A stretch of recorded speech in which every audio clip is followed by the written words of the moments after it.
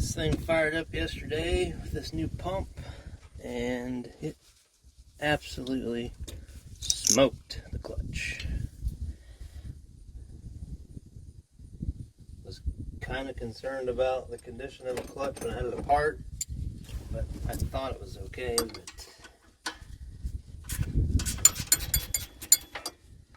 it was not.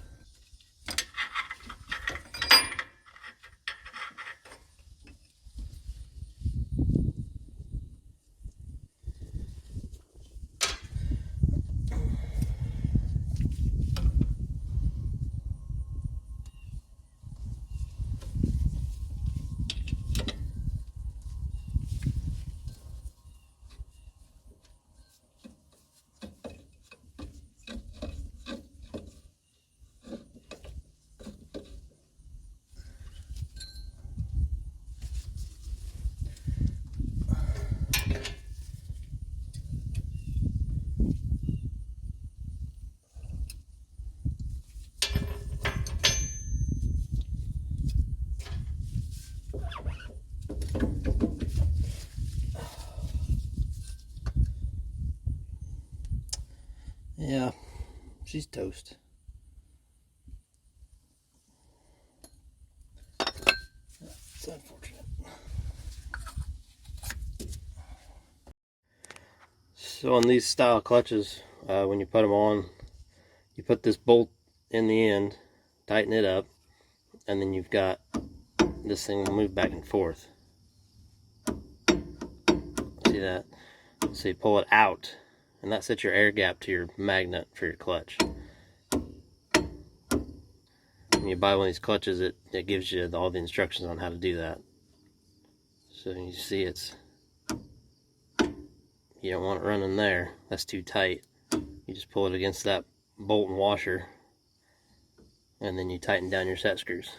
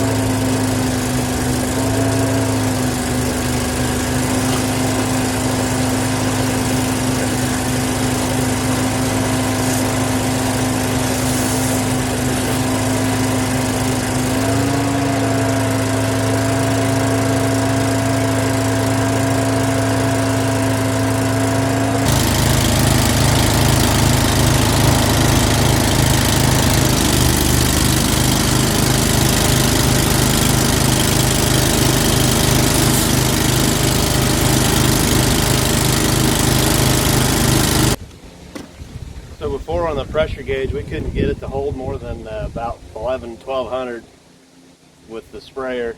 So we're holding 2,500 pounds.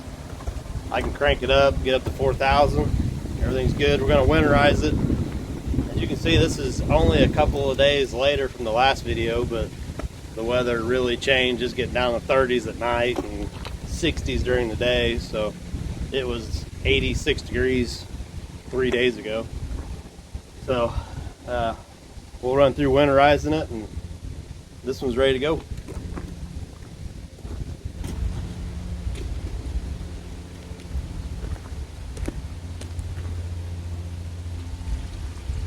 We'll drain the water tank.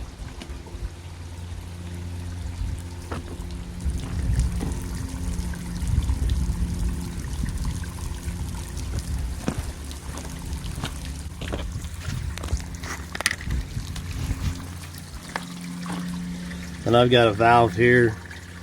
This is the water in to the pump. This is the antifreeze in.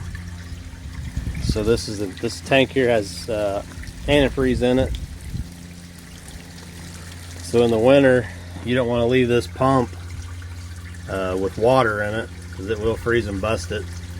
So we'll run the antifreeze through it. You run it just the same as if you're just running the tank. Or I'm sorry, running water.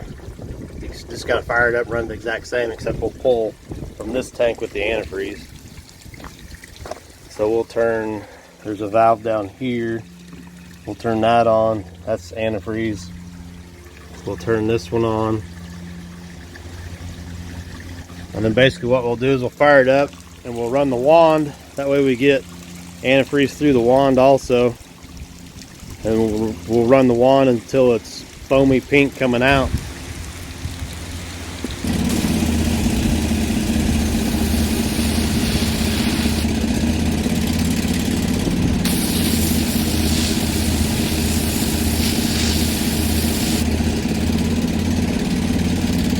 So the tank has a level switch down here. So it's a float, and it floats up and makes the switch here, so that it can tell the pump to come on. If it doesn't have water in here to make the switch, then it doesn't want to run the pump dry. So because I still had water in this tank, I was able to just run it normally.